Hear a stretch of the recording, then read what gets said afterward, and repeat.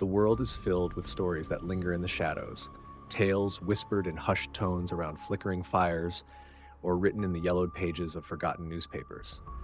They are the kinds of stories that creep into your mind as the sun sets, when the veil between what we know and what we fear begins to thin. Each one, born from the unexplained, dares us to question what we believe about the world we live in. Imagine a quiet evening in a small town. The streets are empty, lined with modest homes where families gather to share laughter and stories. The kind of place where everyone knows each other, where locks on doors seem unnecessary because danger feels like a distant concept. It's comforting, the sort of life that feels immune to the cruelty of fate. Yet, within these pockets of safety, horror often finds a way to slip through the cracks. The human mind craves explanations, seeking to categorize every anomaly, every mystery, into something familiar and rational. Yet there are moments, unsettling, bone-chilling moments, when logic fails us. It's in these moments that we encounter the true essence of fear. The kind of fear that plants seeds of doubt and forces us to confront the possibility that our reality is not as solid as we like to believe. There are places in the world where time seems to hold its breath, where tragedies leave behind scars too deep for history to heal. These places are marked by more than grief or loss. They are soaked in an uncanny unease that lingers in the air like smoke. Visitors feel it in their bones, an almost primal awareness that something is not right. Whether it's an abandoned house, a stretch of desolate woods, or the unassuming home of a seemingly ordinary family, these places whisper their secrets to anyone willing or unlucky enough to listen. And yet, even the most horrifying tales often begin with something mundane, almost comforting. A group of friends embarking on a trip, a family celebrating a special occasion, or a house that promises a fresh start. The first threads of the story seem harmless, even hopeful, but as they weave together, they form a fabric of terror that is impossible to unravel. What is it about these stories that captivates us? Is it the way they remind us of our fragility, of the thin veneer of safety we cling to? Or is it the rare moments of clarity they offer, glimpses into something larger, more inexplicable than ourselves? Perhaps it's the questions they leave unanswered, the way they force us to fill in the gaps with our own fears. The truth is, these tales are not just stories. They are warnings, etched into the fabric of our shared human experience, reminding us of the unknown forces that exist just beyond the reach of our understanding. They are fragments of a world where shadows move of their own accord, where reality bends and twists in ways we cannot comprehend. And so we listen. We listen because we are drawn to the unknown, compelled by the possibility that, just maybe, the world is stranger than we dare imagine. But what makes these tales truly haunting is not just the fear they inspire, but the questions they leave in their wake. In every chilling account, there exists a thread of the unexplained, a series of details that defy logic, forcing even the most skeptical among us to pause. These threads pull at us, unraveling the comfort of certainty, leaving only the raw and undeniable truth that not everything can be easily understood or dismissed. Imagine the first signs of something unusual, the kind of moment that might seem innocuous at first. A phone call cut short without explanation, an object moved slightly out of place, or a sound in the dead of night that could be attributed to the wind, until it happens again and again. Slowly, the mundane begins to feel ominous, the ordinary turns sinister. This is where the unease begins to grow, creeping into the edges of daily life, and lice, eroding the sense of security once taken for granted. The initial reactions are always the same: denial, a rational explanation, a nervous laugh to brush it all off. It's nothing, they tell themselves. It's just my imagination. But deep down, there's a shift, a subtle gnawing awareness that something isn't right. It's the kind of feeling you can't shake, like being watched from a dark corner of the room where no one is supposed to be. And then the first undeniable event occurs. Something so strange, so outside the realm of normalcy, that it can no longer be ignored. It's the door that slams shut without a breeze, the voice heard clearly when no one is home, the figure glimpsed for a fleeting second in the periphery. It's the small detail that tips the scale from skepticism to fear. Those who have lived these moments often speak of a turning point, a specific instant when the atmosphere shifts entirely. It's no longer a matter of whether something is happening, but of what or who is behind it. The fear takes root, spreading like vines, twisting around every thought and every corner of the mind. There's no room for rationality anymore, no comfort to be found in explanations that once seemed so solid. This is when the nights grow long, each sound amplified by the darkness, every shadow imbued with potential menace. Sleep becomes elusive, and with it, the fragile barrier between reality and paranoia begins to fray. And yet, it's not just the nights that hold terror. Even in the light of day, the strange occurrences persist, as though whatever force is at play refuses to obey the natural order of time or space. For some, the terror stops abruptly, leaving behind nothing but questions and scars. For others, it intensifies, pushing them to the brink of what they can endure. Relationships strain under the weight of disbelief, the constant battle between wanting to trust your own senses and desperately hoping you're wrong. And in rare cases, the events escalate beyond the realm of fright, leaving a mark so profound that even years later, the mere thought of it sends chills down their spine. Because when you've peered into the unknown, when you've felt its presence and lived its terror, you are never quite the same. It becomes a part of you, an indelible reminder that some things cannot be explained, only endured. But endurance is a curious thing. For those caught in the grip of the unexplainable, it often becomes less about strength and more about survival, a frantic effort to maintain a semblance of normalcy while the world around them unravels. It's in this fragile state, when reality feels slippery and unreliable, that the true horror takes root. It's no longer about fleeting scares or momentary shocks. It's about something deeper, something that seeps into the foundation of life itself, threatening to pull everything down. Time becomes distorted in such circumstances. Hours stretch impossibly long, each second marked by a heightened awareness of the unknown. Every creak, every gust of wind, every flicker of a shadow becomes a potential sign, an omen of something yet to come. The days offer no reprieve, the nights no rest. It's a state of constant vigilance, an exhausting cycle of waiting for the next moment of terror. And then it comes, often in the most unexpected way, at the most vulnerable moment. A door, thought to be locked, creaks open on its own. A child's laughter echoes down an empty hallway, sending a chill through the spine. Or perhaps it's something subtler, more insidious, a sense of being watched, the unmistakable feeling of breath on the back of your neck when no one else is there. These moments aren't just terrifying, they're deeply personal. They force the individual to confront something they cannot share fully, not without the risk of sounding mad. Friends and family might listen, offer sympathetic nods or concerned smiles, but deep down they don't understand. How could they? How can anyone who hasn't felt the weight of the unexplained truly comprehend its impact? This isolation is the true weapon of the unknown. It separates, divides, and conquers, leaving its victims to face the terror alone. Even those who believe them, who trust their words without hesitation, can only do so much. They can't banish the shadows or silence the whispers that creep into the edges of the night. They can't explain the unexplainable, no matter how much they want to. And so the victims turn inward, trying to make sense of what cannot be understood. They pore over details, searching for patterns, for meaning. What they find, however, is rarely comforting. The pieces never quite fit together. The events seem random, chaotic, as though driven by a force that defies human comprehension. But this lack of logic only makes it worse, feeding the fear, the sense of powerlessness. In some cases, the escalation is slow, deliberate, as if whatever is at play takes its time, savoring the torment it creates. In others, it's sudden, violent, a crescendo of horror that leaves no time to think or prepare. In both, the outcome is the same, a growing sense of dread, an overwhelming certainty that there is no escape. For those who survive, the scars are not always visible. They linger in the mind in the way a person jumps at shadows or avoids certain places without explanation. They are reminders that the world is not as safe or as predictable as we want to believe. And for those who do not escape, well, their stories become the warnings whispered to the next unfortunate soul who stumbles too close to the darkness. The darkness, once merely an absence of light, begins to feel alive.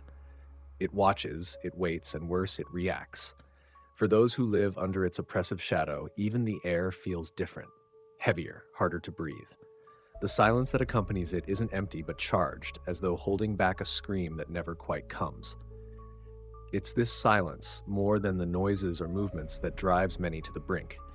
It forces them to sit with their own fear, to confront it in its rawest form.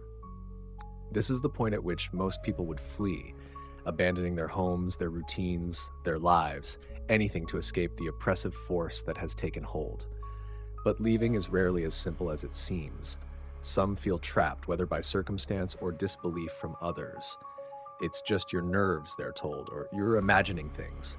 Others feel bound to their homes by years of memories or the practicalities of life. For them, fleeing means losing more than just a roof over their heads. It means surrendering to something they don't understand, and for many, that surrender is unbearable.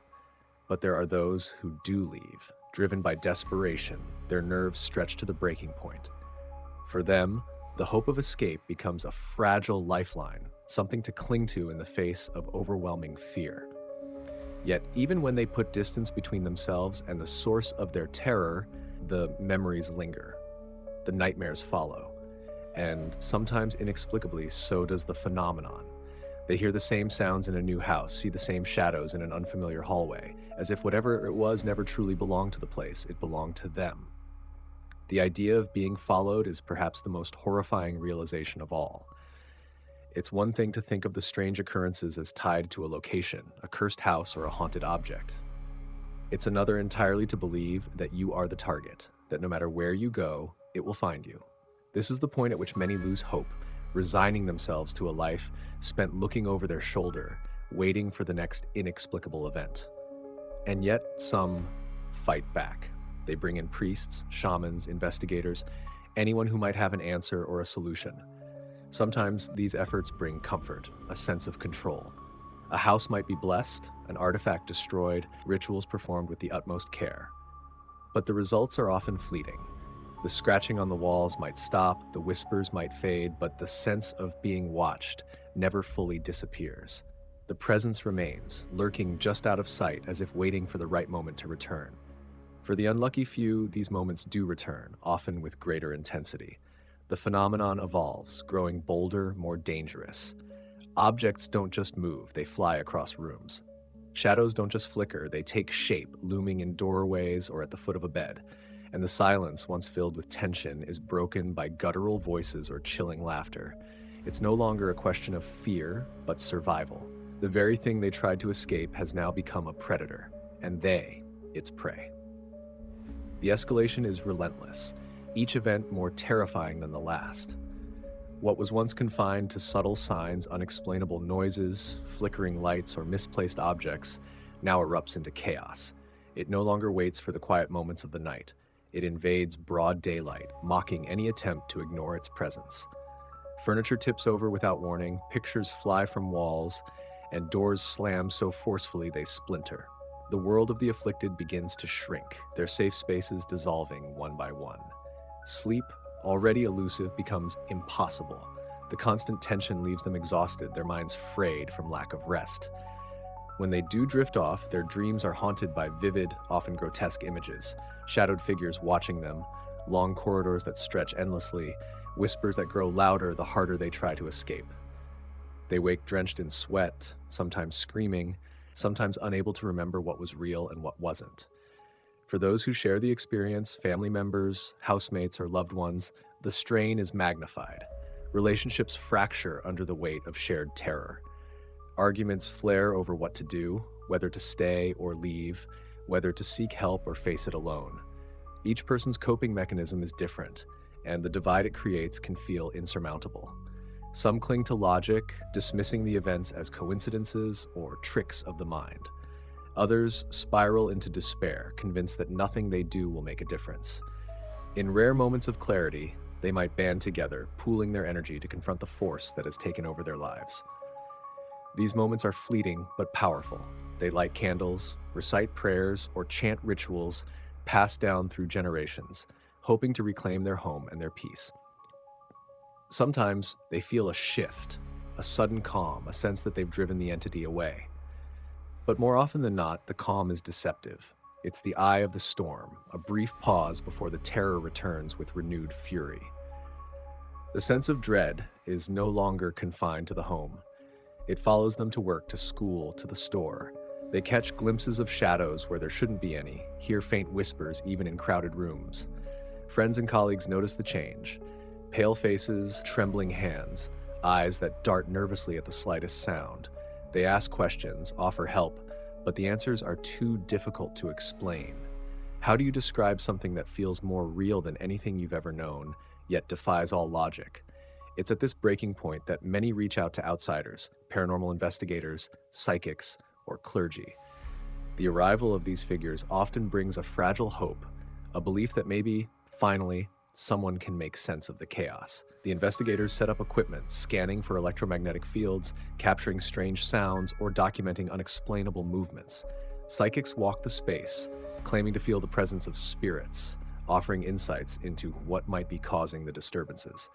Priests or spiritual leaders pray, their words imbued with a confidence the family no longer feels. And yet, as these efforts unfold, the entity seems to grow stronger, almost as if feeding off the attention.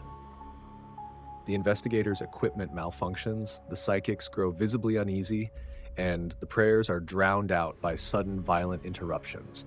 Objects are thrown, lights burst, and an oppressive heaviness fills the room.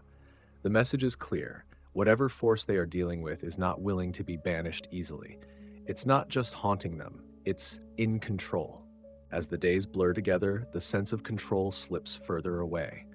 Every attempt to reclaim normalcy is met with resistance, as though the entity thrives on defiance. The once familiar home becomes a battlefield, its walls bearing the scars of the unseen war. Cupboards hang ajar, furniture lies overturned, and shattered glass glistens in forgotten corners. Even the air seems to hum with a sinister energy, vibrating just below the threshold of hearing. Desperation begins to take root, growing alongside the fear. There is no handbook for this, no clear solution to what they're enduring. The family, or what remains of it, moves through their days like ghosts, their faces pale, their voices hushed. They tiptoe through rooms as if afraid to disturb something unseen, as if even a misplaced step might provoke its wrath. The entity is no longer just an intruder, it has become a tyrant, ruling their lives with cruel and unpredictable authority. It becomes clear that it isn't just feeding on fear, it's creating it, manipulating events with calculated precision. Items of sentimental value vanish, only to reappear in impossible places, as if mocking their attachment to the tangible. Personal belongings are defiled, photographs torn, clothing shredded, cherished keepsakes left broken beyond repair. It's as if the force knows exactly how to hurt them, not physically, but emotionally, eroding their spirit piece by piece. The emotional toll becomes unbearable. Relationships, already strained, begin to crumble entirely. Accusations fly, each person blaming the other for inviting this chaos into their lives. "You brought it here," someone might hiss in anger, while another retorts, "If you hadn't." But the sentence is never finished. Deep down, they all know the truth. No one is to blame. Yet the guilt weighs heavily, an unspoken question lingering in the air. What if there was something they did or didn't do that opened the door to this nightmare? Then comes the isolation. Friends and extended family, once sympathetic, grow distant. The stories sound too outrageous, too far-fetched. People listen politely, nodding at the right moments, but their eyes betray their disbelief. Whispers begin to circulate, rumors that the family is losing their grip on reality. They're dismissed as paranoid, attention-seeking, or worse. This rejection, this invalidation of their experience drives them further into despair. They stop reaching out, choosing instead to suffer in silence. The nights grow darker, colder. The sense of unease that once came and went now lingers constantly, like a shadow that cannot be outrun. Sleep becomes a fleeting luxury, and when it does come, it's plagued by nightmares that feel too vivid to be mere dreams. They wake gasping, sometimes screaming, unsure if the horrors they've seen were real or imagined. Worse still are the nights when they wake to find evidence that the dreams weren't just dreams. Marks on the walls, objects out of place, the faint echo of footsteps fading into silence. And then, just when they think they've reached the limits of their endurance, the entity shifts its focus. It no longer targets objects or spaces, it targets them. Physical sensations begin to intrude. The icy brush of fingers on their skin, the oppressive weight pressing on their chest as they lie in bed, paralyzed and unable to scream. They know now without a doubt that they are not dealing with something that can be reasoned with or ignored. It is not a passive presence. It is alive, aware, and hungry. The shift is undeniable, and with it comes an overwhelming sense of vulnerability. What was once a battle of wills between the family and the unseen has now turned into something far more sinister, an invasion of the self. They no longer feel safe within their own bodies, as though the entity has found a way to seep into their very being. It's no longer satisfied with terrorizing them from the shadows. It craves a deeper connection, a darker form of control. It starts with whispers, barely audible, just on the edge of perception. At first, they dismiss them as tricks of the mind, the result of exhaustion and frayed nerves. But the whispers grow louder, more insistent. They speak in fragments, broken sentences that make no sense yet carry an undeniable weight. Some of the voices are familiar, mimicking loved ones, while others are guttural and alien, dripping with malice. The words burrow into their thoughts, leaving behind a residue of dread that lingers long after the sound has faded. Then come the dreams, if they can even be called that. They're vivid, oppressive, and terrifyingly real. Each night they are pulled into a dark landscape where the rules of reality no longer apply. They wander through endless corridors, each door opening to something worse than the last. Sometimes they see the entity in these dreams, not as a shadow or a suggestion, but as a form, indistinct, ever-changing, but undeniably present. Its eyes, if it has them, seem to pierce through the dream, locking onto them with an intelligence that feels ancient and inhuman. These nocturnal horrors begin to bleed into the waking world. They see shapes flickering in their peripheral vision, hear the whispers even in broad daylight. They feel a pressure on their chest, a suffocating weight that makes it hard to breathe. The sensation of being watched becomes constant, an unrelenting presence that looms over every moment. Even the air feels different, thicker, colder, charged with an energy that raises the hairs on their arms.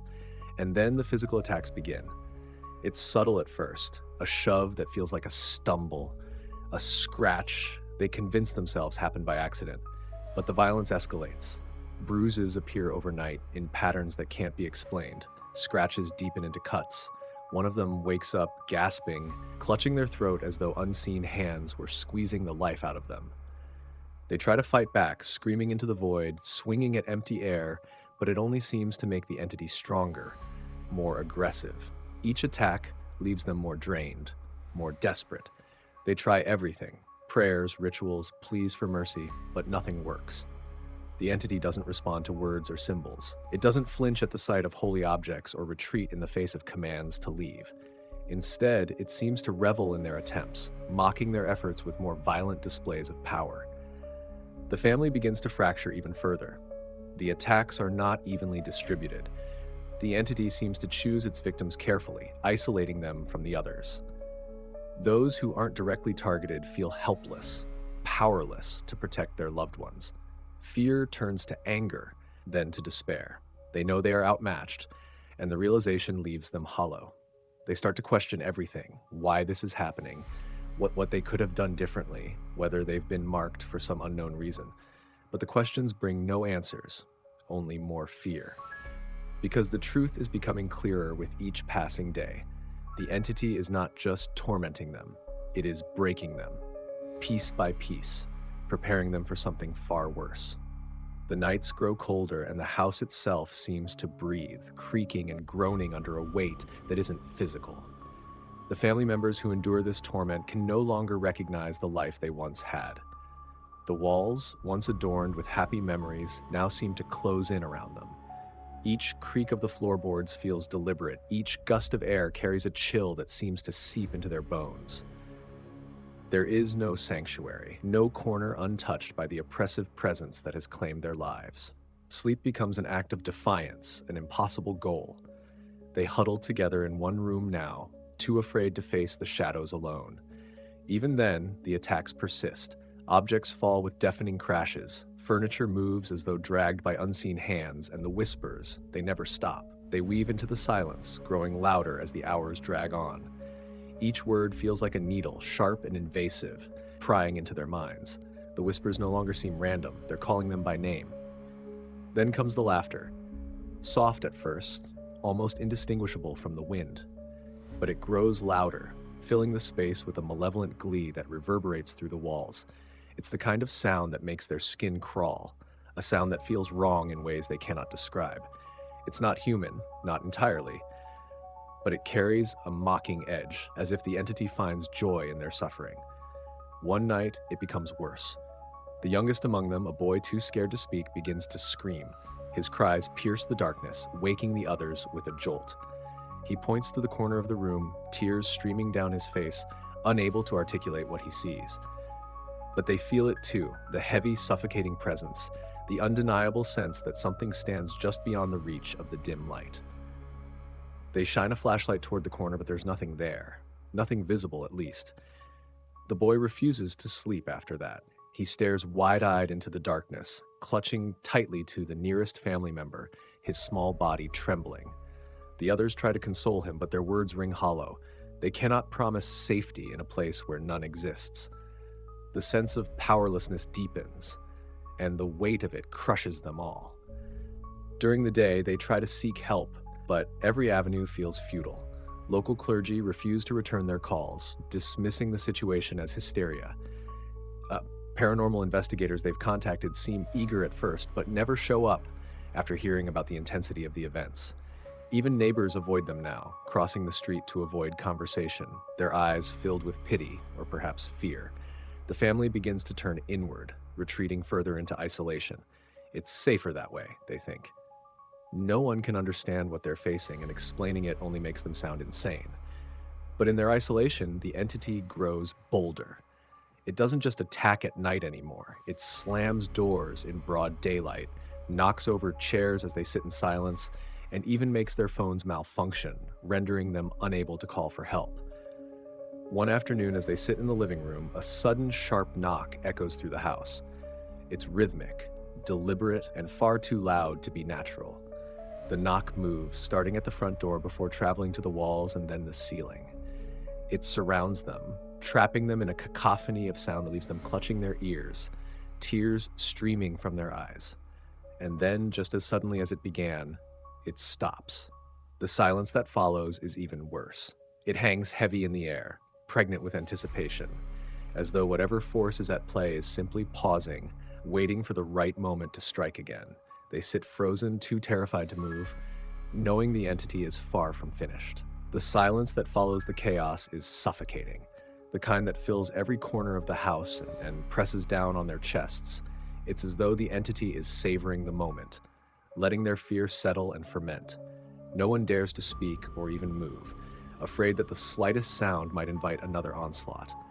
The air feels thick and heavy, vibrating with an energy they can't see but can feel deep in their bones. As the minutes drag on, the silence stretches unbearably thin, and then, without warning, it snaps. A picture frame falls from the wall, shattering on the ground. It isn't thrown violently or knocked by some unseen force. It simply drops, as if gravity itself has turned against them. The image inside, a family photo taken during happier times, is smeared with dust and glass shards. It feels like a cruel message, a deliberate act meant to remind them of what they've lost. The father, once a pillar of strength, stands to pick up the broken pieces. His hands shake as he gathers the glass, but something stops him cold. Beneath the photo, carved into the wall, are words that hadn't been there before. They're faint but unmistakable, scratched deep into the plaster. "You are mine." He stumbles back, his breath caught in his throat. The others rush to his side, and their gasps echo as they see the words for themselves. There's no denying it now. This isn't their imagination or stress-induced hallucinations. Something is here, something malicious, and it's claiming ownership of them. The youngest child begins to cry, his sobs breaking the fragile composure of the room. The mother kneels beside him, her voice trembling as she tries to offer comfort, but her words falter when the temperature in the room plummets. Frost creeps along the edges of the window, and their breath becomes visible in the icy air. The cold is unnatural, penetrating, and filled with an otherworldly weight. Then they hear it. Footsteps. Slow, deliberate, and impossibly heavy, the sound resonates through the house. It starts upstairs, each step creaking the old wooden floorboards. They freeze, hearts pounding as the steps grow louder, moving toward the staircase. One by one, they descend, the sound reverberating as though each step is a warning. It's coming closer. The father, desperate to protect his family, grabs a bat from the corner of the room and moves toward the staircase. His hands tremble, his grip unsteady, but he forces himself to stand his ground. The others huddle behind him, eyes fixed on the darkened stairway. The footsteps stop, leaving an unbearable silence. He calls out, his voice cracking, demanding to know who or what is there. The silence deepens, a thick void that swallows even his own voice. And then, from the darkness of the staircase, comes a sound that chills them all to their core, a low, guttural growl, inhuman and filled with malice. It vibrates through the house, shaking the walls and their resolve. Before anyone can react, the growl turns into a roar, and the unseen force strikes. The bat flies from the father's hands, landing with a loud clatter. The lights flicker wildly, plunging the room into intermittent darkness. In those fleeting moments of light, they see shapes moving, shadows with no source shifting and lunging toward them. The family screams, scrambling for cover, but the force seems to be everywhere at once. And then, as suddenly as it began, the chaos ceases. The lights stabilize, the shadows vanish, and the house falls into an unnatural stillness. They are left trembling, bruised and terrified, knowing that the entity hasn't finished. It's only just begun to show its power. The stillness that follows the attack feels like a cruel joke, a momentary reprieve meant only to deepen their terror. The family is scattered around the room, trembling and breathless. Their eyes dart toward every shadow, every corner, as if expecting the entity to strike again. The house feels different now, as though it's no longer theirs. It breathes, it watches, it waits, alive in a way that defies understanding. They know without speaking that they are not safe. The father retrieves the bat from the floor, his hands shaking so violently that it nearly slips from his grip. He stares at it, realizing its uselessness. Whatever they're dealing with isn't something he can protect his family from. The weight of this realization sinks into his chest like a stone. He turns to his wife, his voice trembling, and says what they've all been thinking. We need to leave. Now. But where can they go? The entity has shown it's not bound by walls or locked doors. The youngest child clings to his mother, sobbing, his small hands gripping her shirt as though letting go would mean being lost to the darkness. The mother strokes his hair, her own tears slipping silently down her face. She doesn't argue with her husband. There's nothing left to argue about. Staying feels like surrendering to whatever is haunting them, but leaving feels like running from something they can't escape. They begin to pack what little they can, moving as quickly as their fear will allow. The father insists they stay together, refusing to let anyone out of his sight. Every creak of the floorboards, every flicker of the lights sends them into a frenzy, their eyes scanning the room for movement. The air grows colder with each passing minute, biting at their skin and chilling their resolve. As they gather their belongings, the whispers return. This time, they're louder, clearer. They echo through the house, overlapping voices that speak in unison. The words are indistinct at first, a jumble of sounds that seem to come from everywhere at once. But as they grow louder, they begin to form a message. You cannot leave. The family freezes. The whispers surround them, pressing in closer, filling the space until it feels suffocating. The father yells into the air, his voice raw with desperation. What do you want from us? The house answers not with words, but with action. The doors slam shut, one after the other, the sound reverberating like a gunshot. The windows rattle violently, and the lights flicker once more. The youngest child screams, pointing toward the hallway. They all turn, their hearts pounding in their chests. In the dim light, a shadow begins to take form. It rises from the floor, twisting and stretching unnaturally, growing larger with each passing second. It has no discernible features, yet its presence is overwhelming, filling the hallway with an oppressive darkness that seems to swallow the light. The shadow moves toward them, slow and deliberate. The mother pulls the children close, shielding them with her body. The father stands between them and the entity, clutching the bat as if it could offer any protection. The whispers grow louder, almost deafening now. A cacophony of voices that seem to mock their fear. The shadow stops just short of the family, its form towering over them. The whispers cease, replaced by a single voice, low and guttural. You belong to me. The words echo in their minds, bypassing their ears entirely. It's a claim, not a threat, and it sends a wave of cold terror through them. The shadow begins to retreat, sinking back into the floor as if it were never there. The whispers fade, leaving the house in an eerie silence once more. The family stands frozen, too terrified to move, their breaths shallow and uneven. They know now that leaving isn't an option. Whatever this force is, it won't let them go. They are trapped, prisoners in their own home, bound by an evil they cannot escape or understand. The house settles into an unnatural quiet, the kind that isn't peaceful but oppressive, heavy with the weight of an unseen presence. The family huddles together in the living room, too afraid to separate. They no longer speak of leaving. The doors that slammed shut and the voice that claimed them have extinguished any hope of escape. What lies beyond those walls might as well be another world, one they'll never see again. The youngest child clings to his mother, his small frame trembling uncontrollably. His eyes dart around the room, watching every shadow as if it might spring to life. The father, bat still in hand, stares blankly at the floor. He hasn't put it down since the entity's voice reverberated through the house, even though he knows it offers no real protection. The mother tries to soothe the children, whispering reassurances she doesn't believe. Her voice is thin, her words breaking apart under the weight of her own terror. Hours stretch on like days. The family sits in silence, listening to every creak and groan of the house, expecting the worst at any moment. But nothing happens.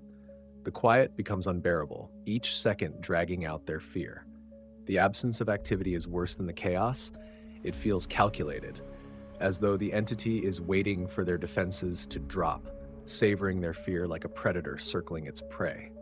At some point in the dead of night, the father decides they need light. He rummages through the drawers, searching for candles or flashlights, anything to push back the oppressive darkness. His movements are frantic, the sound of drawers slamming echoing in the silent house. He finds a flashlight buried in a drawer and clicks it on, the beam cutting through the shadows. For a moment, the small victory feels like hope, but the moment is short-lived. As he sweeps the flashlight across the room, the beam catches something. Eyes. They shine in the dark, reflecting the light like an animal's, unblinking and fixed directly on him. He freezes, the flashlight trembling in his grip. The others notice his stillness and follow his gaze. The mother stifles a gasp, clutching the children closer. The eyes do not move, but their presence is suffocating. They are too high to belong to any earthly creature, too still to be a trick of the light. The father takes a cautious step back, his breathing shallow, but the eyes remain locked on him. Slowly, deliberately, they begin to rise, disappearing into the ceiling, as if whatever they belong to is retreating or ascending. The flashlight flickers and dies. Panic erupts. The mother scrambles for matches to light the candles while the children cry, their voices breaking through the fragile silence. The father shakes the flashlight violently, trying to revive it, but it remains dark.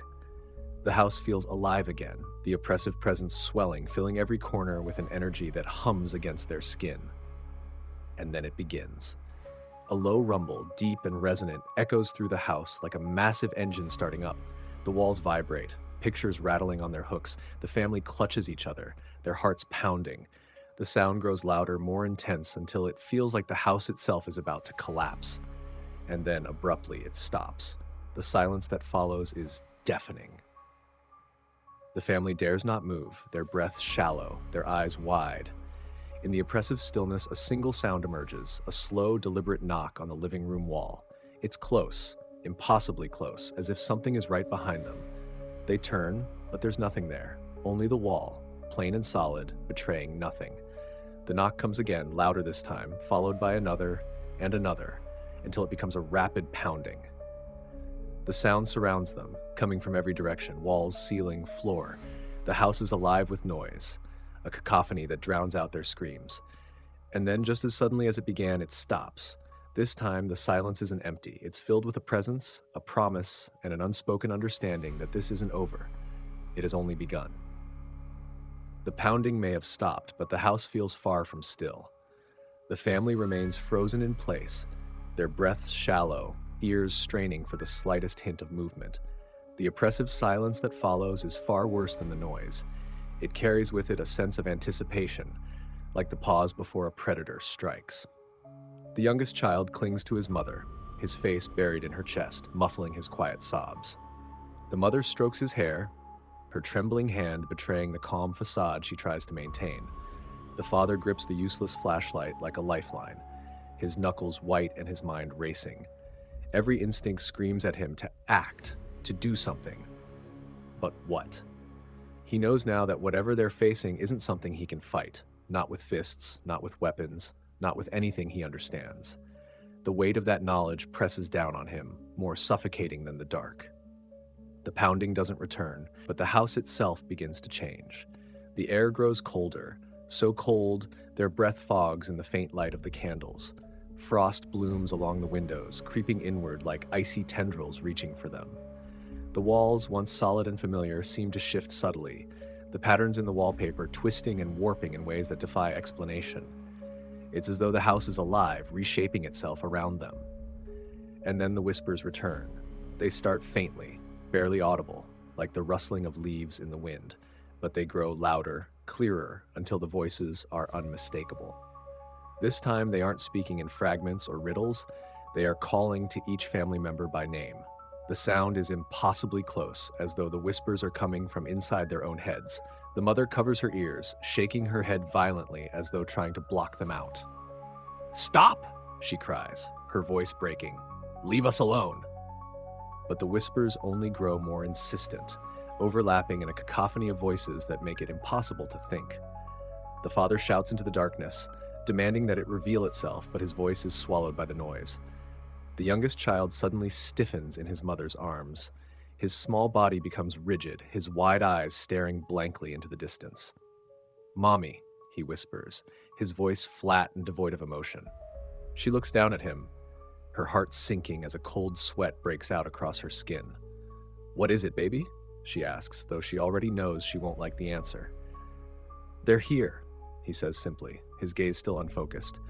His words send a shiver through the family, a visceral confirmation of what they already feel. The air around them grows heavier, charged with an electric energy that raises the hairs on their arms. And then, slowly, the room begins to darken. It isn't the candles going out or the lights failing. It's the darkness itself, creeping in like a living thing, swallowing the faint glow and replacing it with an inky blackness that seems to pulse and breathe. The family clings to one another, their terror palpable as the darkness engulfs them completely. They can't see each other anymore, but they can hear their breaths, their trembling whispers, their muffled cries. Then comes the voice. Low, guttural, and impossibly deep, it resonates through the darkness, filling the space around them. "You cannot hide," it says, each word deliberate and weighted with malice. "You belong to me." The sound vibrates in their chests, rattling their very bones, leaving no doubt that the entity is all around them now. The darkness doesn't just surround them, it presses inward, cold and suffocating, making it hard to breathe. They feel trapped, as though the very air has turned solid. And then, just when they think the pressure will crush them, the darkness begins to recede, retreating back to the corners of the room like a predator biding its time.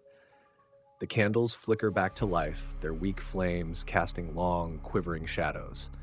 The family remains huddled together, shaking, their hearts pounding in their chests. They don't speak. There's nothing left to say. They know now that there's no fighting this, no reasoning with it, no escaping it.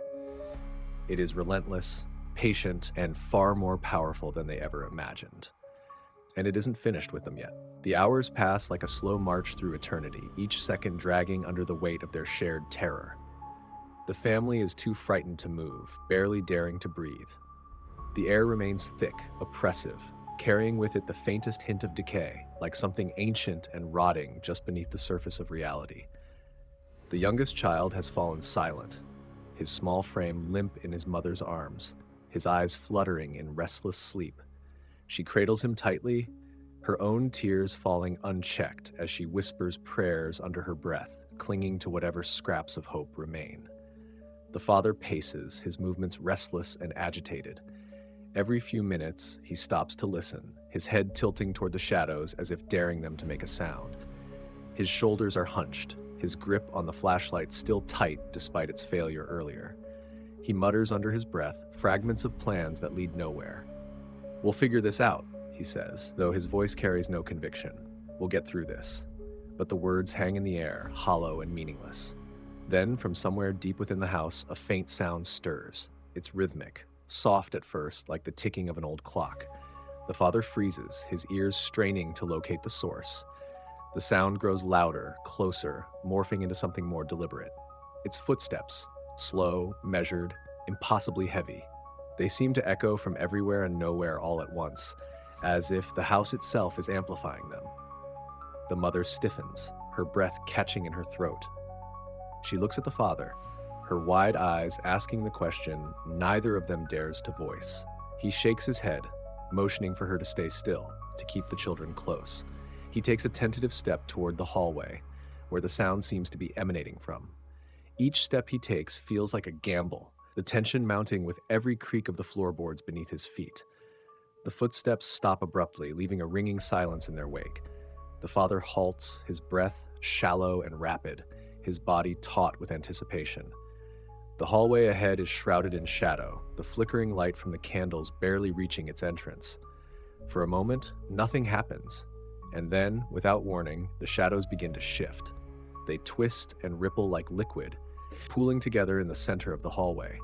Slowly, deliberately, they rise, forming a shape that seems to defy the natural order. It's not fully human, nor entirely beast. It's something in between, a grotesque amalgamation of limbs and darkness, its presence filling the hallway with an oppressive, suffocating weight. The father stumbles back, his heart hammering in his chest. The figure doesn't move, but its presence is undeniable, a towering reminder of the entity's power. And then, in the same guttural voice they've come to dread, it speaks. "You cannot run. You cannot hide. You are mine." The sound reverberates through the house, shaking the walls and rattling the windows. The mother screams, pulling the children closer, shielding them with her body. The father grips the flashlight like a weapon, though he knows it's useless. He takes another step back, his body trembling, his mind racing for a plan that doesn't exist. The figure doesn't advance. It simply stands there, watching, its form shifting and pulsating as though it's barely contained within the shadows. The father realizes it doesn't need to move. Its presence alone is enough to paralyze them, to remind them that they are entirely at its mercy. And then, as suddenly as it appeared, the figure dissolves back into the shadows. The house falls silent once more, but the family doesn't dare move. They know it's still there, lurking, watching, waiting. It's a predator playing with its prey, and they are trapped in its web. The realization hits them all at once. There will be no escape. Not from this. Not from it. The figure may have receded, but its presence lingers, a heavy weight pressing on the family's every thought and movement. The air is thick with dread, every breath feeling labored, as though the entity itself is testing their limits. No one speaks. There is nothing to say that hasn't already been said, no plan left to form that hasn't already been discarded as hopeless. The realization of their powerlessness sits with them, gnawing at their resolve like a predator savoring its victory. The youngest child stirs in his mother's arms, his small body twitching as though caught in a nightmare. His lips move, forming soundless words, his face contorted in fear. The mother watches, helpless, her heart breaking at the sight of her child's suffering. She shakes him gently, whispering his name, trying to pull him from whatever dark place he's wandered into. But his eyes snap open suddenly, and the words spill out in a voice that isn't his own. "It's coming." The room falls deathly silent. The father freezes mid-step, his eyes darting toward the boy. The mother pulls him closer, her own body trembling as she looks into his eyes. They aren't the bright, innocent eyes of her son. They are dark, empty, as though something else is looking through them. The words come again, cold and detached. "You can't stop it." The boy's body goes limp, his eyes fluttering shut once more. The mother clutches him tightly, her mind racing. She looks at the father, her expression one of pure desperation. "We can't just stay here," she whispers, her voice trembling. "We have to do something." But what can they do? The father stares at her, his face etched with defeat. He knows she's right, but every attempt to fight back or flee has only made things worse. And now, with the entity speaking through their child, it feels more personal than ever. It's not just toying with them, it's inside their lives, their family, their very minds. A sudden noise jolts them from their thoughts. It's faint at first, a low, rhythmic hum that seems to emanate from the walls themselves. It grows louder, a vibrating drone that shakes the floor beneath their feet. The candles flicker wildly, their flames struggling against an unseen force. The shadows in the room begin to twist and stretch, pooling together in unnatural patterns on the walls and ceiling. The hum transforms into a series of guttural echoing chants, a language none of them recognize, but all instinctively fear. It's not human, not even close. The sound feels ancient, otherworldly, resonating deep in their bones. The youngest child stirs again, his body twitching violently as if in response to the noise.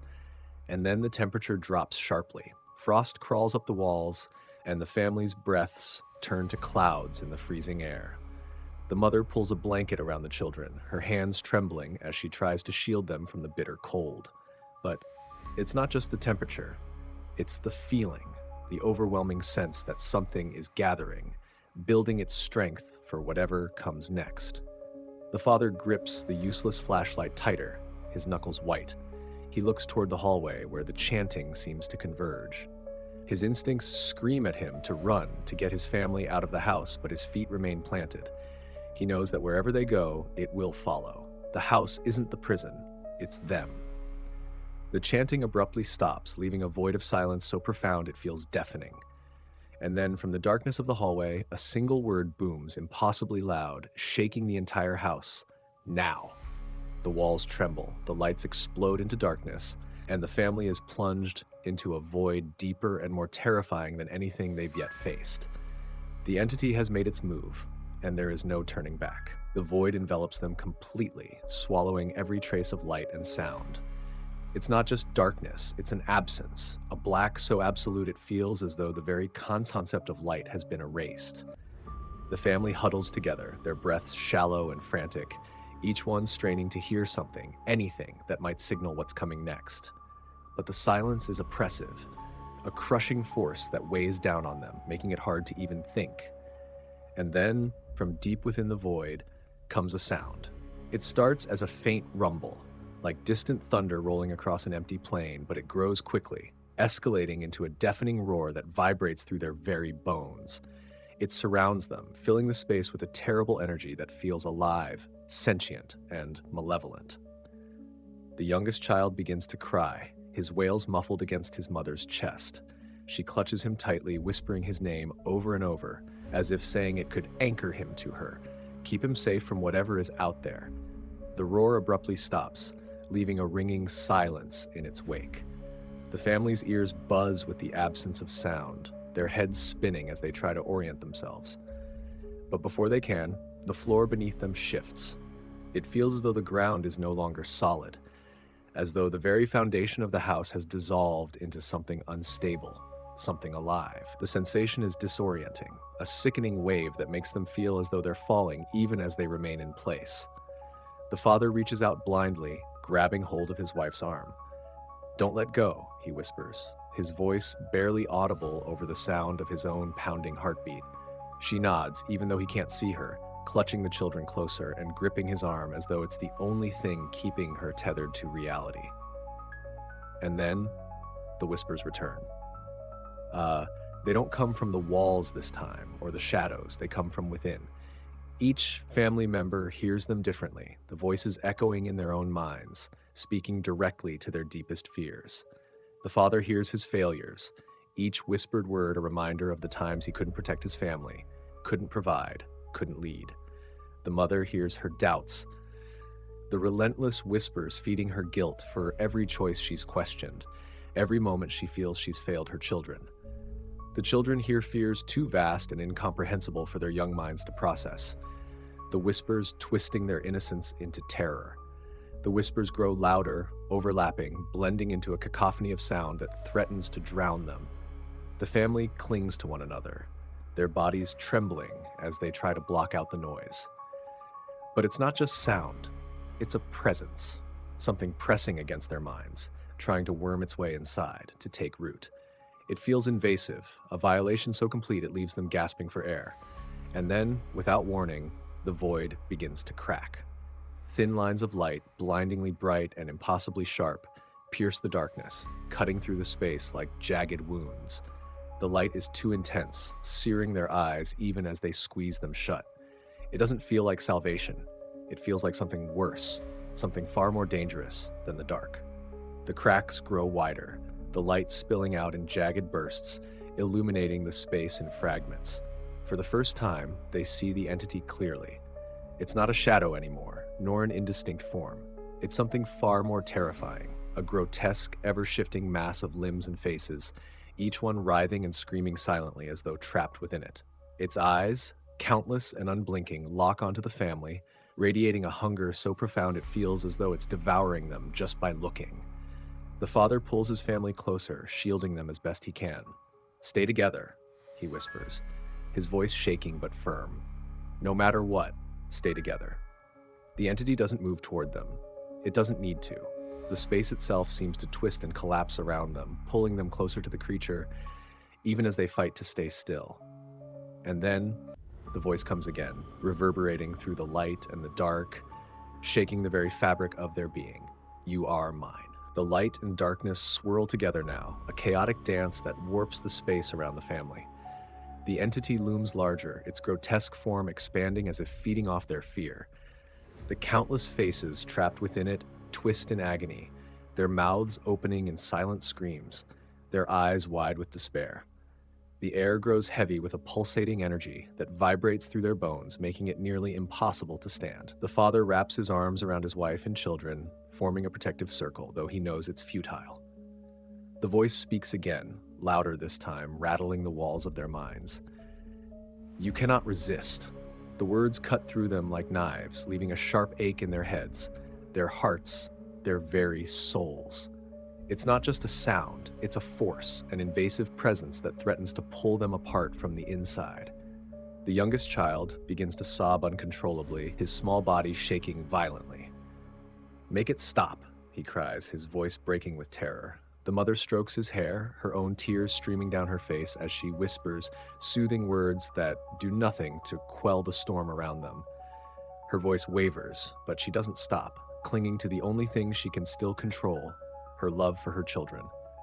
The father's grip tightens, his knuckles white as he holds them all close. "We won't let it take us," he says through clenched teeth, his voice low but fierce. "It can't have us." His words feel empty, but they spark something, a flicker of defiance in the face of the overwhelming darkness. He looks up at the entity, his jaw set, his fear replaced with something stronger, determination. The entity reacts, its form shifting violently, the faces within it contorting with rage. The light grows brighter, the shadows darker, and the oppressive energy becomes unbearable. It feels as though the entire house is being ripped apart, every piece of it drawn toward the vortex of light and darkness. The walls groan, the floor trembles, and the air itself seems to scream. And then, in the midst of the chaos, the mother speaks. Her voice is soft at first, almost lost in the noise, but it grows stronger with each word. She begins to pray, her words steady and deliberate, a call for protection and deliverance. Her voice cuts through the cacophony, creating a fragile bubble of calm around the family. The children cling to her, their cries softening as they listen to her words. The father joins in, his voice rough but firm, adding his strength to hers. Together they pray, their voices rising above the chaos, a beacon of hope in the suffocating darkness. The entity thrashes violently, its form twisting and writhing as though in pain. The faces within it contort further, their screams becoming audible now, a sound of pure anguish that reverberates through the space. The light intensifies, blinding and all-encompassing, forcing the family to close their eyes. They hold on to one another, their prayers unwavering, even as the world around them seems to collapse. The entity lets out one final deafening roar, a sound that shakes the foundation of the house and leaves their ears ringing. And then, just as suddenly as it began, it stops. The light fades, the darkness retreats, and the oppressive energy dissipates. The house falls silent, the air still and cold. The family opens their eyes, blinking against the dim candlelight that remains. The entity is gone, its presence erased as though it was never there. For a long moment, no one moves. They sit in stunned silence, their breaths coming in ragged gasps. The mother clutches the children, tears streaming down her face as she whispers words of comfort. The father looks around the room, his eyes wide with disbelief, searching for any sign that the nightmare might not be over. But the house is still, the oppressive energy replaced with a fragile calm. They know the scars of this experience will never fade, the memories etched into their minds forever. Yet, for the first time in what feels like an eternity, they feel something they thought they'd lost completely: hope. Together they rise, clinging to one another as they take their first steps toward reclaiming their lives, knowing they've faced the darkness and survived.